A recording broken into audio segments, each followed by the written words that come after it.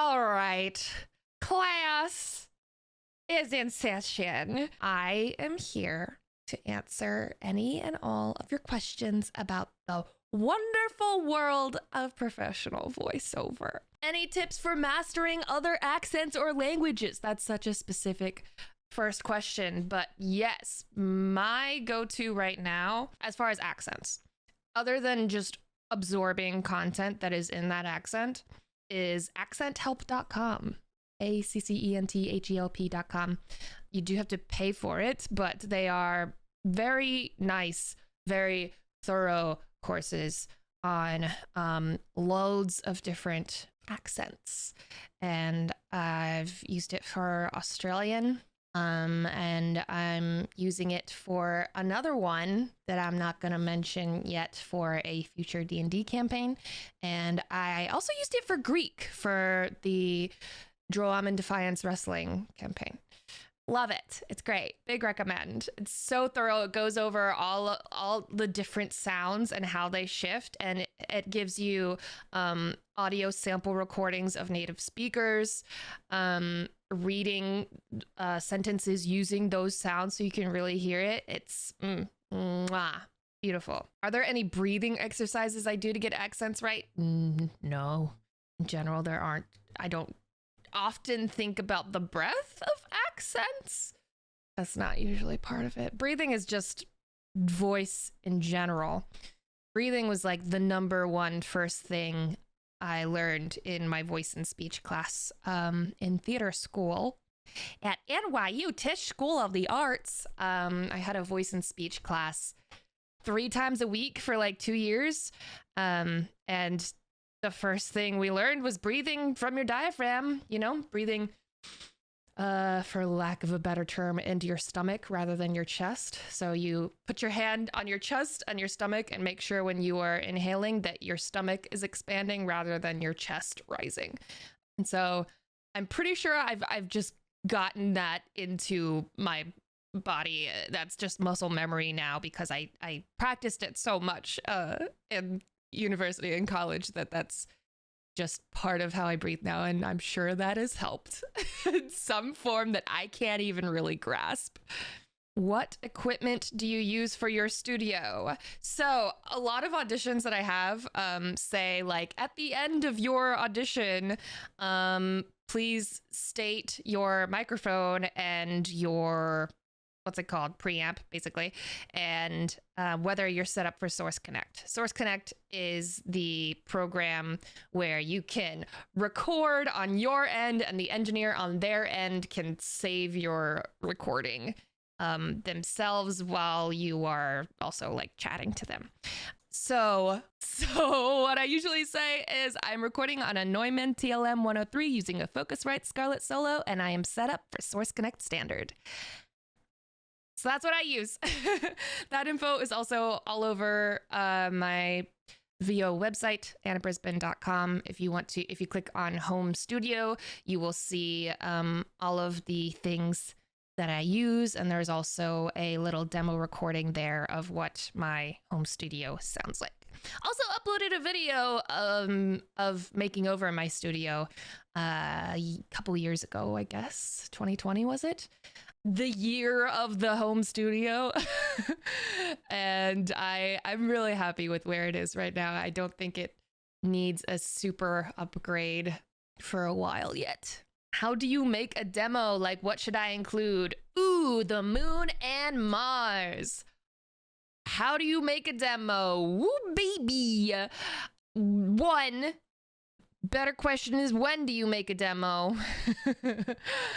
Because it's probably not yet is probably the answer. Make sure you're not doing it until you know without a doubt that you are ready and your skills are not going to skyrocket in the next year or two, and you're going to regret spending all that time and money on making a demo that doesn't accurately represent your skills. So if you still feel like you're on a voiceover journey where you are taking classes and you are like learning a lot and improving, I mean, hopefully you are, but don't do it, because showing a bad demo to an agent or casting directors or anything like that, they will remember they will remember that, and that it's better that they don't know you exist than that they remember you as the person with the amateur demo. And speaking of amateur demo, when you are ready, don't make it yourself. Don't have your buddy do it for free. Pay someone who is a professional demo producer to make it. Just because your friend like produces music doesn't mean like they know about this world and like what's good for a demo, what's not. So you want to find someone with good recommendations, good, like they're in the business and this is what they do. And it's going to be expensive. It's probably going to be like $1,000 or $2,000 or something. So yeah, it's a lot. So you don't want to be improving and then having this old demo that doesn't represent you well. So then what do you put on that usually made up spots? Usually it's not what you would think it would be. It's not usually just like clips of what you've actually done. Even the pros who have like freaking IMDb's hundreds of credits long usually don't use actual spots for their demos, to my knowledge. Usually you write something fake and to make it, and the voiceover demo producer makes it sound real. And if you go to D. Bradley Baker's website, which you've probably heard me and other voice actors recommend a million times, but only because it's so wonderful and helpful, I want to be a voiceactor.com. There is a section there entirely on demos, and I love what he recommended about writing demos, how each spot, they're all going to be short and snappy, because it's got to be like, I would say don't go over 60 seconds if you can, because it's annoying if it goes too long. So aim for 60 seconds, but each spot, try to have that character realize something or have some sort of shift. Just have them show some sort of shift in their emotional state in the words that they're saying on that spot, even if it's just within one sentence. See if you can do that. And what I did, working with my voiceover coach, Tony Gonzalez, twitch.tv/kidsvo, is we looked at a bunch of animated TV shows that are on the air right now, that are casting right now, still being made right now, and some video games, and looked at stuff that I want to be cast in and stuff that I could see myself being cast in. And basically we wrote lines for made up characters that we could see existing in that world. So it wasn't like I was being Lola Loud from the Loud House or something, but I was like some snooty beauty pageant girl as if she was in the world of the Loud House, you know? So that's kind of what I would recommend, because I think that worked well for me. And if you want to listen to my demos, they are on my website, annabrisbane.com. Hey.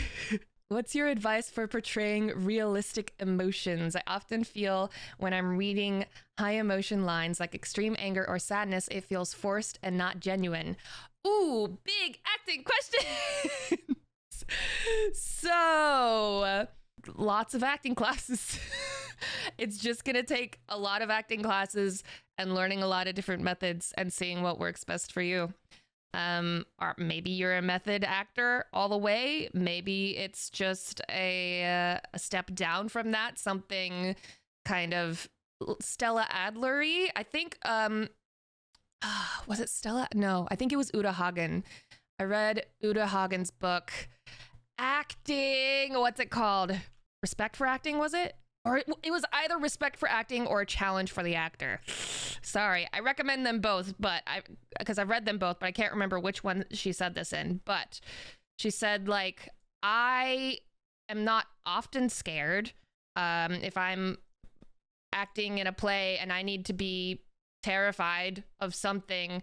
I'm like, oh, I don't know what it's like to be scared of a tiger rushing towards me or something, but I know what it's like to suddenly see a mouse in my house and to just freak out over that. So you can take something that is not the same, obviously, but a related emotion imagine that moment, put yourself there, and amp it up as you think you might need to, or shift it in ways you think you might need to suit the actual situation. But try to think of moments in your life where you have felt that way and think of those things.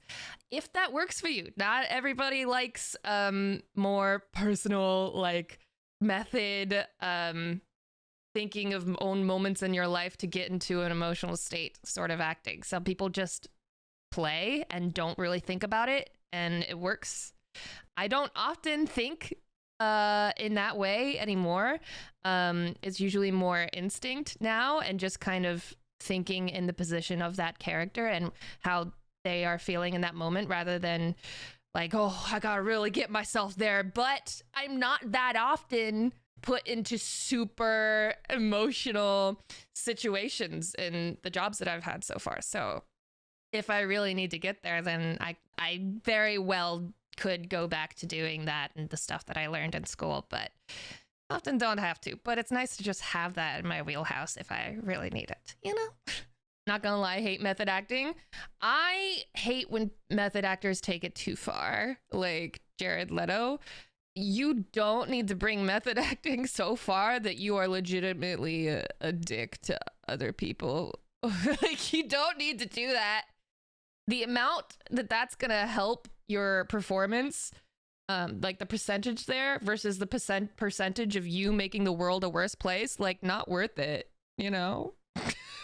Because it's not like, I'm gonna be real, we're not gonna notice it in your performance. Just saying. Like, you could do it to an extent. You could, like, be standoffish. You could be like, look, tell someone beforehand, like, look, I'm sorry, I'm a method actor. I'm sure you're great, but I'm not going to be interacting with you. Our characters are supposed to hate each other, so I'm going to try my best to not to get to know you until this is over.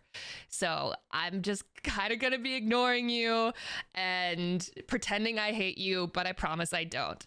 And then you can do that. Like, that's, I think, an acceptable form of method acting. That's kind of that way in Dungeons and Dragons too. Like, if you think your characters should hate another character, you think that should be fun, like, just warn the actor ahead of time and be like, look, this is my character, it's not me. When it's all said and done, we can be cool, right? Like, if that's okay with you. Are you able to voice two characters talking to each other, or is it too weird to talk to yourself?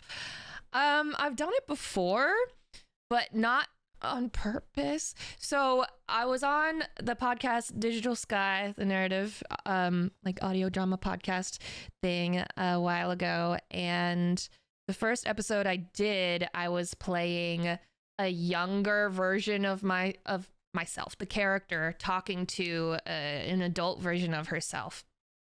And they asked if I wanted to record it one at a time or go straight through.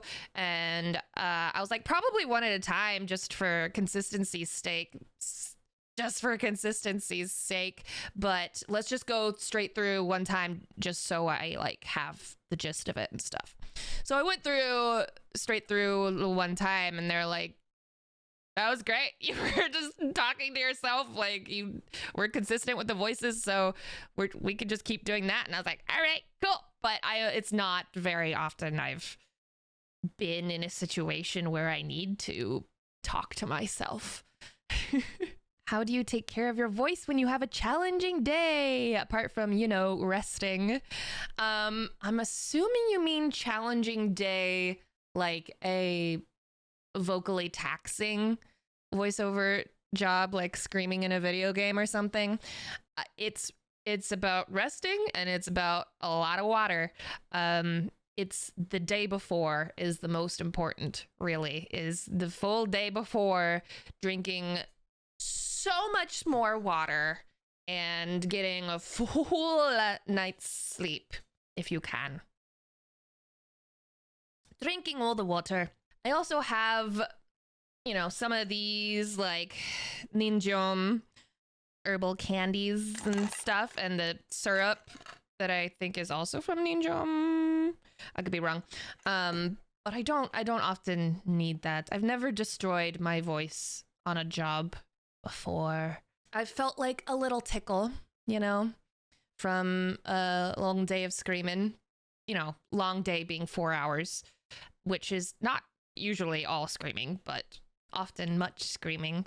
I felt like a little tickle, but it's never like affected how my voice has sounded. I don't know. Would you suggest people try VO masterclasses or online video courses as a way to learn, or is a one-on-one or classroom setting better? Well, yes. I'd say do both. I don't think you're going to get everything that you need out of just online video courses that especially aren't interacting with you for real. But I think it's a good stand-in. I think it doesn't hurt. I think you're still going to learn, but you're probably going to learn a lot more if it's a one-on-one session with a professional who knows how to teach.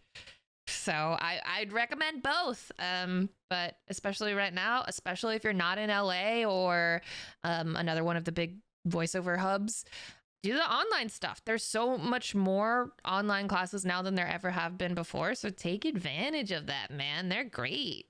I'm having trouble winning auditions. Is it luck of the draw, or is it a way more competitive of field than I imagined? Any advice? And how long did it take you to get consistent work? Do I even have consistent work now? Debatable. But the past year has been way more productive for me, voiceover wise, than any other year. So I feel like it's just a slow marathon.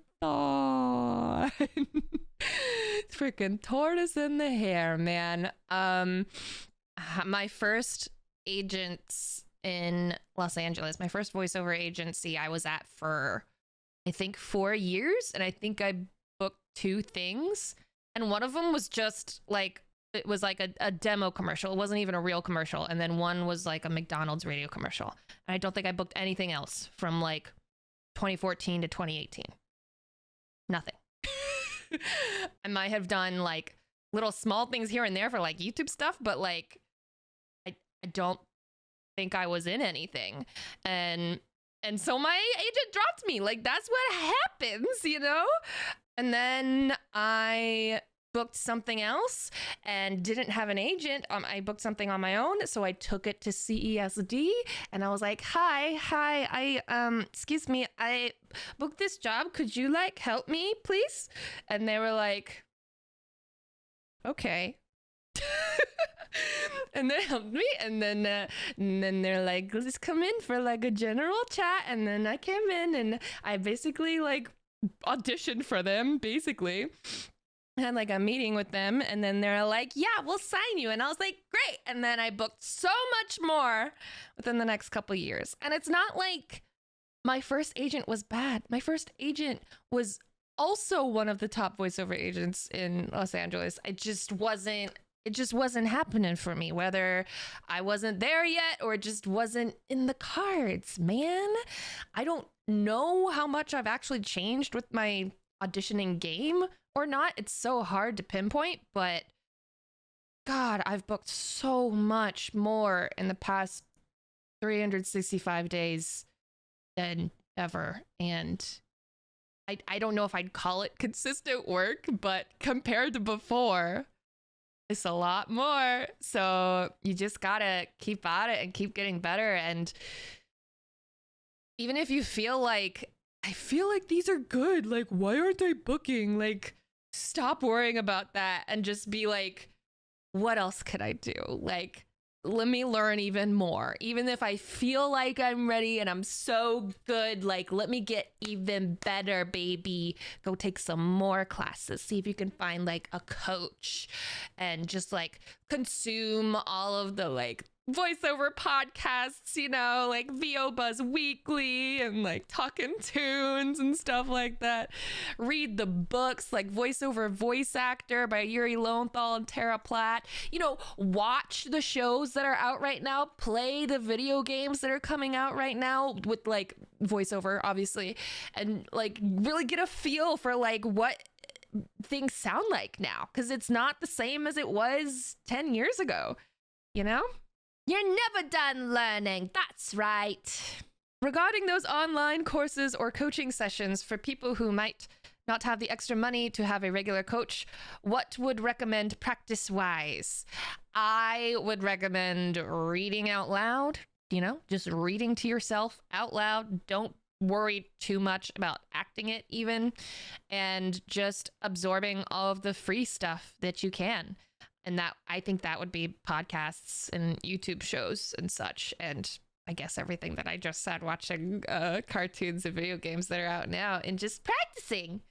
And I suppose just auditioning for like amateur stuff, non-union fan sort of stuff. Like that's why I started my YouTube channel, was to have a portfolio to submit to like abridged series and fan dubs and stuff, just to like get experience and practice and stuff. And then it just kind of became its own thing. So just create in whatever way you can and look out and see what's out there. But don't do those pay to play websites. Don't do those. They're scam. They're not good for the industry. They're just not good. Don't do those. Okay? Trust me. Do I think anyone can be a voice actor? No. I don't think people who cannot speak can be voice actors. I think it would be very, very, very difficult for someone who cannot read to be a voice actor. I'm sure there are blind voice actors, but they probably need like either braille scripts or someone to read them the lines beforehand. But I'm sure they exist. But as far as, I guess a more broad, can anyone who can basically read lines out loud be a voice actor? In theory, but not, that doesn't mean they will. That doesn't mean it's gonna happen. It's possible. Any interest in acting, not just voice? That's why I'm here, baby. That's why I am voice acting, because of the interest in acting. That's how it all started, because I wanted to be in Harry Potter. I just wanted to make magic real, you guys. So yeah, the plan was on camera, and I still will do that if the opportunity arises and falls into my lap, basically. But man, the grind for on-camera acting, auditioning, not worth it for me. It sounds like torture. Going from zero. If you have like someone who works in the industry, then cool. Or if you got your start as like a child star, cool. But if you're starting from nothing as an adult, on camera, acting, auditioning, rough. So much rougher than voiceover, where you can just go into your own little booth, record, send it in. You don't have to memorize anything. You don't have to worry what your face is doing. You don't have to worry about setting up a camera for a self-tape and all that jazz. You don't have to worry about traffic. You don't have to worry about your looks and seeing other people in like the audition room and stuff and being like, these are just like a bunch of people who look kind of like me but prettier or something like that. I never really fell into that game, because by the time I graduated college, I was like, oh, voiceover's sick. Why would I do that? Why would I do that to myself? So I do love on-camera acting and theater acting, and I'll do it if it falls into my lap, but I'm not gonna waste a lot of time and energy on pursuing it, if that makes sense, because I'd rather spend that energy on voiceover. Trixie from Fairly Odd Parents, her actress is blind, by the way. Has she been the entire time, or she is now? Oh, had her mom translate all the lines in Braille. Ah, cool. Thanks. Yeah, see, I'm sure they exist. King get 'em. Thank you for following. I wonder how many deaf voice actors there are. That would be cool to learn about, because like, it's, as long as you can have some idea of acting and performing and some idea of what you sound like, I'm sure it's not impossible. I'm sure you'd just be very limited when you can't literally hear it, but I'm sure there are plenty of hard of hearing voice actors, but like fully deaf, I don't know. Curious. Ooh, what is the difference between doing VO at home and in a studio? Less stress in a studio. to me anyway. It's way more convenient at home, obviously, but I think it's way less stressful to just do it in a studio where if something goes wrong, it's not my fault. Because my room is acoustically treated. It sounds nice. It's full of clothes and nice foam, but it's not soundproof. There's still garbage trucks. There's still a garage door. There's still neighbors. I don't love the idea of not having control over those things and stressing out if something like that is picked up on the recording, or if my internet goes out, if my power goes out, if I do something wrong technologically, if I don't have to be the engineer. Thank the Lord. So I so much prefer going into a studio. Even now, I mean, it's the best acting job during a pandemic, because man, I'm just alone in a room myself. Like, the engineer is there, but the directors or writers are on Skype or Zoom, rather. Skype. What year is it? They're on Zoom talking to me. Back in the day, they would be in the room with the engineer, alas, but now they're on Zoom and giving you direction via there. So I go in with my mask, keep my mask on, go into the room that's like super duper sanitized, and then the engineer goes back into the engineering room, totally separate from me, and it's a party. It's so great. So I love doing it in the studio. Also, it kind of feels more real that way. It feels more special, more like, ooh, going to do my voice acting thing. The only stress there is like the idea of being late. So I like to try to get there 30 minutes or even more early and just sit in my car and warm up. And by warm up, I usually just mean like singing and or rapping. I love alphabet aerobics and the Nations of the World song from Animaniacs. I love those as warm-ups, and just tongue twisters and kind of like singing scales and stuff to kind of like open up ranges and stuff. So that's basically how I warm up these days. And then I just, if traffic is awful or there's an accident or something, it's not a disaster, hopefully. So was there a voice you did early on that in hindsight just destroyed your vocal cords? And do you still do that voice? Have you gotten better at voices that cause strain via technical ability? I've gotten lucky so far. I've heard a lot of voice actors say that they've auditioned with a voice that they didn't realize was really rough on their throat. And then they got the job and then they realized it wasn't sustainable. I haven't found myself in that position yet. If it happens, I will learn my lesson and I will realize what is not sustainable to me. But so I've never been fully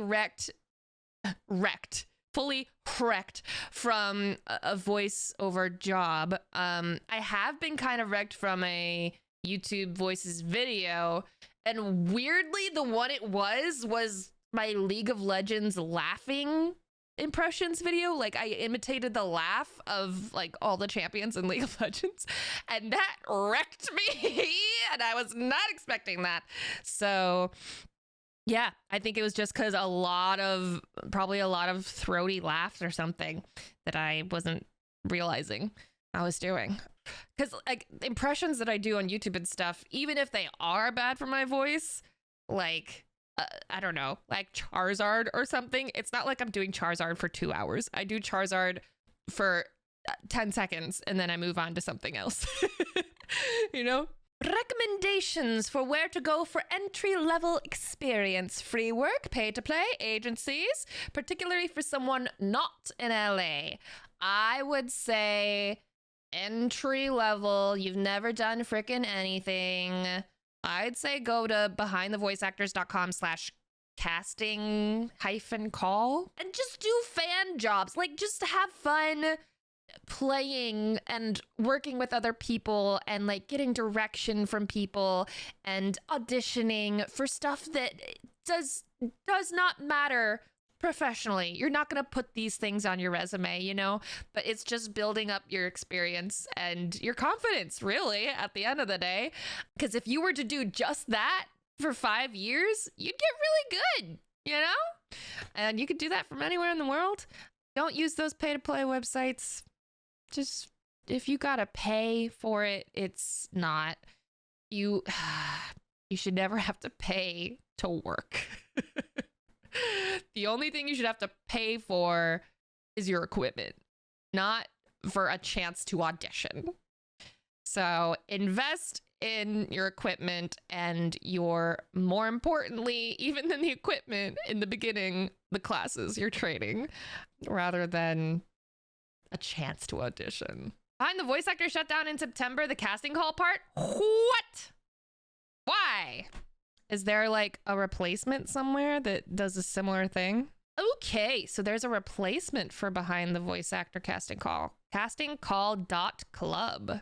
As long as you don't have to pay for it, go for it. And as long as you don't think that this stuff is necessarily worth putting on a resume or striding into an agent and saying, sign me, I'm a professional. Getting an agent is hard, and it probably harder now than it's ever been. A lot of people are just like, how do I get started if I've got nothing? How do I get an agent if I've got nothing? You kind of can't. You just kind of, to my knowledge, unless you get really lucky like me, you got to just work on yourself, keep taking classes, save money, live below your means so that you can save money for your training, and eventually you'll be ready. Eventually you will find your way into an opportunity. You know, that whole luck equals when preparation meets opportunity. You will be training with someone who will be like, hey, you know, my friend has this open call audition for this thing. Do you want to audition for it? Or you'll see a freaking tweet that'll be like, open casting call for my audiobook or something. And you could be like, might as well try. And if you book a thing and it's at all professional, like if it's actually a professional video game or something, especially if it's SAG-AFTRA, if it's union, if you get any sort of booking of a SAG-AFTRA job, I would say go to a small voiceover agency in your city, if you are there, or a city you are willing to travel to, and be like, hey, can you help me with this deal? That's what I would recommend. But it's not easy. It's not that simple. Unfortunately, it's not easy. You just gotta keep working on yourself and hope for the best. You'd love to be a member of SAG-AFTRA. Don't rush. Don't rush. I mean, unions are wonderful and important, but it can also be kind of debilitating if you are really early on in your career and your access to union jobs is really limited. If you sign up for SAG-AFTRA, then you won't be able to do non-union work. And there's a lot of non-union work out there. So my casual recommendations would be do all the non-union work you can while you can, and join SAG-AFTRA when you have to. Hydrate, everyone. It's so important for your voice, your vocal cords. Also, if you didn't know, if you talk like this, if you talk like Raven from like Teen Titans, like all the time, like your voice is just kind of in like, and your throat is kind of this like lazy, like, you know, like stereotypical like Valley Girl sort of thing, but not with like the Valley Girl, but it's like the sound in your throat, you know, that's like this. That is vocal fry, and that's I think your vocal cords like rubbing together. You don't want that. Not good for your throat, and it's gonna wear out your vocal cords. Try to stop doing that. It's okay, you know, obviously a little bit. Just try not to have that be your basis of your speaking voice. What's the most difficult thing about being a voice actor? Getting the jobs. That's it. Being a voice actor is the freaking best. It's the freaking best. I will tell you the one time I struggled in a voiceover job, even kind of the one tiny annoyance I ever had during a voiceover job, and that was when I was wearing a helmet with a camera on it to capture my face, and it was very tight on my head, and it hurt. After like an hour, it would start to really, really like rub around my hairline. And that's the only thing I've ever, but I still loved the job so much. I loved what I was working on. I loved the character. I'm so excited for it to come out and stuff. But that hurt, man. But it's fine because like you get breaks. I learned to like bring Tylenol. So, but really, end of the day, the hardest part about being a voice actor is just getting the work.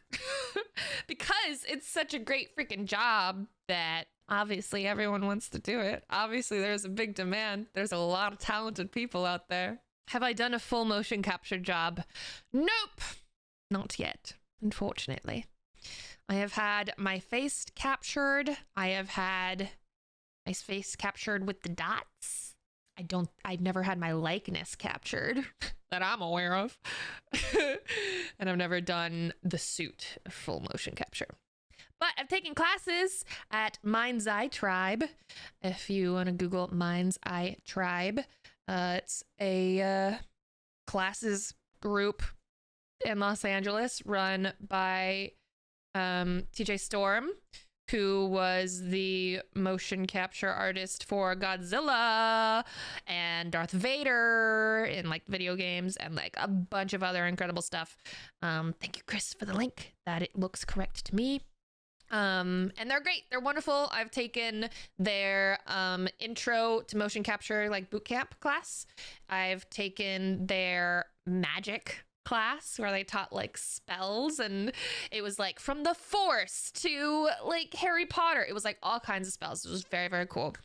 And I took a master class with the director Tom Keegan there.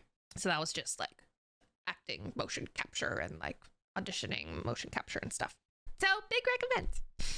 What's your opinion on A-list, specifically screen actors getting VO work? I mean, it's gonna happen. If they're really good actors, then all right, cool. Hopefully they can pull it off. But I think the more annoying thing is when like influencers with no acting training or experience get stuff like on camera or voiceover stuff. And I say that as an influencer, but a trained influencer. Is there anything we can do to help you further your career? My career? Progress, that's so cute. Oh my God. I think this is so dumb. One thing you could just do is just go to my website, annabrisbane.com. I think just going to that website helps it like come up quicker on like Google, if you like Google my name. And I think that would be a good thing for casting people and stuff to see high up on the search results when they Google me. Because like YouTube's great and all, but a lot of people in the business understandably are wary of influencers getting into voiceover because they don't think that they've actually got the chops or the training or are serious about it. And I think my website at least shows that like I'm real about this. I'm not just like playing around on YouTube making wacky voices.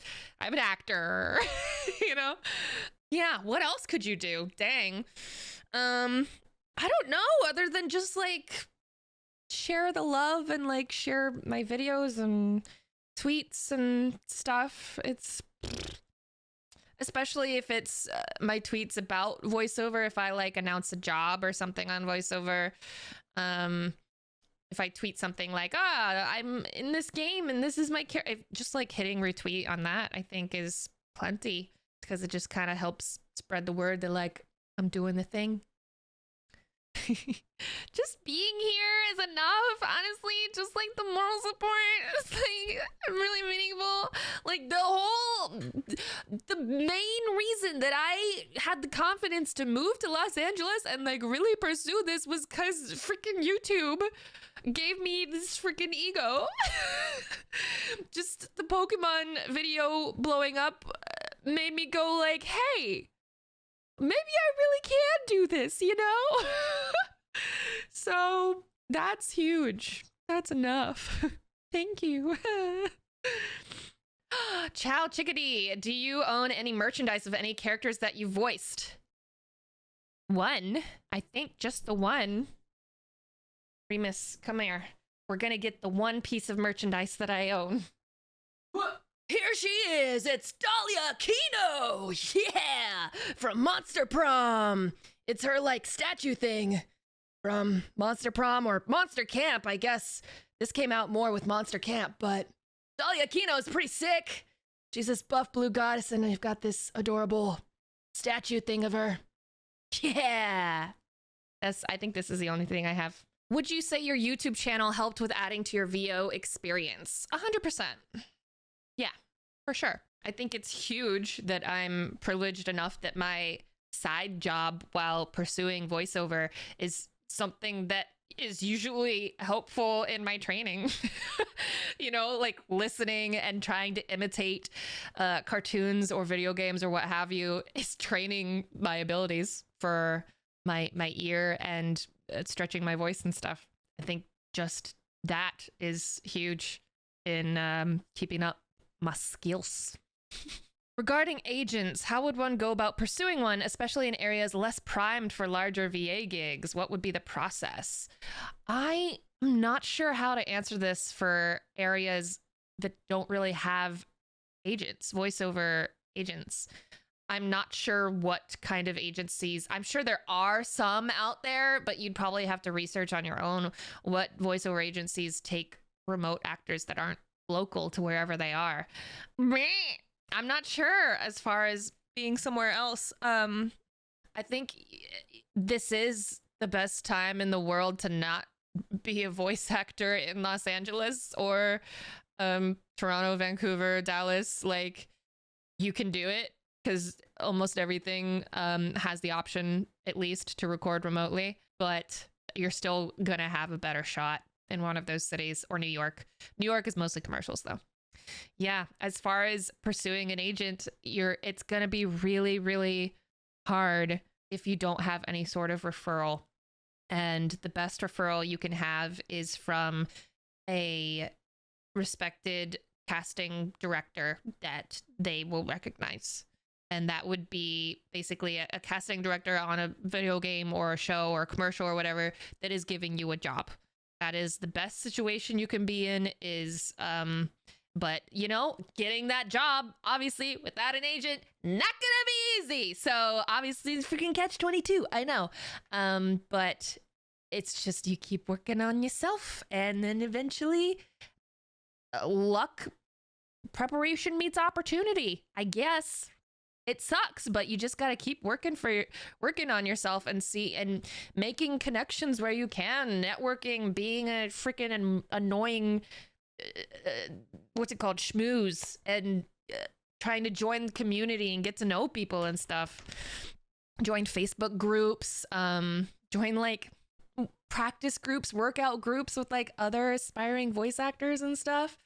Keep each other motivated and practicing, and like, even who knows, maybe one of them ends up being like a casting director or like becomes a huge voice actor and like introduces you to their agent or something. Like, you never know. So just try to really engage with the community and stuff, even in ways that you don't have to pay for.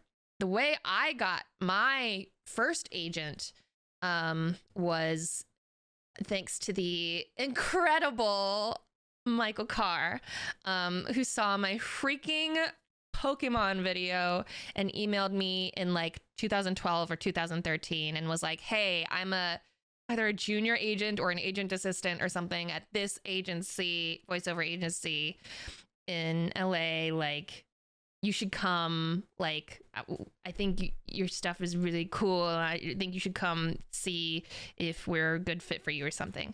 And then eventually I moved to Los Angeles and I did that. And then they dropped me 4 years later. So, it's not smooth sailing from there. But then I got a couple more jobs by myself, and then I got a job that I felt was like sizable enough that I felt good going to CESD and being like, hi, could you help me with this, please?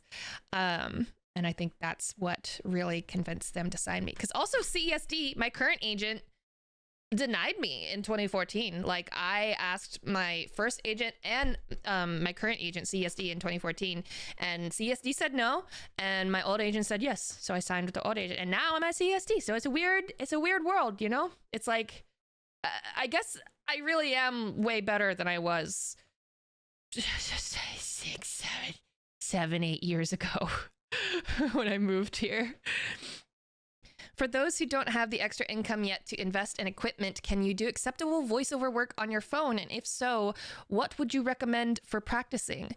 You could definitely practice, but I don't think there's many jobs where you're going to make money on a phone. Maybe there are. Maybe some fun little things. But there are microphones you could plug into a phone that are really good, that aren't that expensive, but they might be expensive to the point that you might as well get a computer mic.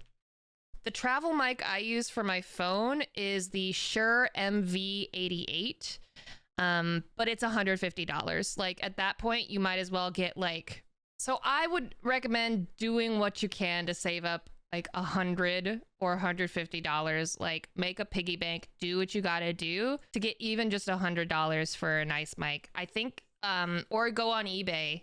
I think I paid $50 or so. I'll wait for Remus to stop barking. I think I paid $50 on eBay for a used Blue Yeti in like 2012, 2013, something like that. And I used that to record like a promo audio snippet thing for like some digital radio show or something. It was just one of those, like, you're listening to 98.7. It was just like one of those things. And I think they paid me $50 or $100 or something. And I was like, microphone paid for. But yeah, I don't think I would recommend the Blue Yeti anymore as a first mic. I did a deal a few weeks ago with AKG and it is really good. Like, they're not paying me anymore, so I'm just gonna tell you, it's called the AKG Aura, and at least at the time it was $99, I think. And it is really good for what it is. So that would be my recommendation for like a first ever baby starter microphone. And I know $99 is a lot for some people, like a lot. But however long you need to save for, see if you can save $5 a month and get there eventually. But I'm sure there are some little baby things I'm sorry, I don't mean to be belittling, little baby things you could do on a phone without a microphone attachment, but I'm not sure where they would be or if they would be paying. Can having a knowledge of music help with voiceover? Absolutely, especially if it's singing. But even if it's just instruments, that's helping your ear so much. Having an ear for musicality is huge, and having singing experience or actual skill or talent is even better. There's like a lot of singing auditions these days, man, and I'm like, I really should be committing to singing lessons, but I just don't want to do it. Do you think there are some roles where research is needed? Absolutely. There's so many roles where research is needed. Are you kidding me? Especially if it has anything to do with like a real world culture or language that you don't have familiarity with. Yeah, mostly. It depends how, I guess, dissimilar it is to you. how different the world is. I mean, sometimes you could just go in and fake it if you want to, but I think the more you know, the better, because I'm a freaking Ravenclaw. Related to cartoons, if you could work in any decade doing voiceover, which one would it be? Ooh, is it the 90s or the 2000s? Ooh, baby, I'm not sure. Probably the 2000s. Probably the 2000s, because a lot of the 90s shows that I loved still at least kind of existed in the early 2000s, I think. So probably the 2000s. Any advice on how to cover up a Southern drawl? Not from experience, but I was born and raised in South Carolina, and to my knowledge, do not have a Southern accent. And I think that is because I watched so much TV growing up. I watched so much cartoons and stuff, and those are for the most part full of standard American accents. Both of my sisters have Southern accents, I think. But I don't, because I was glued to the TV. So I think my recommendation would be watch shows with standard American accents and imitate them and see how that sounds different from how you would say it. Have I ever had any anime jobs? No, I've never had a pure anime job. I've had dubbing jobs over Japanese video games and Korean video games, but not proper anime. Do we do any vocal warm-ups? I mentioned this earlier, but the only warm-ups I really do is on the drive to the job. I like to rap to Alphabet Aerobics and Nations of the World from Animaniacs. And I'll do some like singing scales and like hums and like lip trills and stuff, and maybe some sort of tongue twister type things. Have I ever met Arlene Sorkin or Jennifer Hale? I've met Jennifer Hale. I've never had any sort of interaction with Arlene Sorkin. Actually, I've only met Jennifer Hale over like Zoom, but if that counts, I was she was my mom. Jen Hale's my mom. She was my mom in this Buffy sequel pilot series reading thing on Zoom. Possible question. Sometimes men lose out on jobs like little kid roles because their voices got too deep growing up. Should voice actors work on expanding their vocal range, if even possible, or try to perfect their natural register more? Ooh, interesting. I personally know 2 people who had amazing Nickelodeon voiceover jobs and then lost them when their voices changed in puberty. I went to college with the guy who played Aang in the pilot, or even maybe like the whole first season or something, or much of the first season of Avatar: The Last Airbender, but then his voice changed, so they had to recast him. And then Tex Hammond is Great Lyle Griffin's son, and he at least had this job for a little bit. He played, what's his name?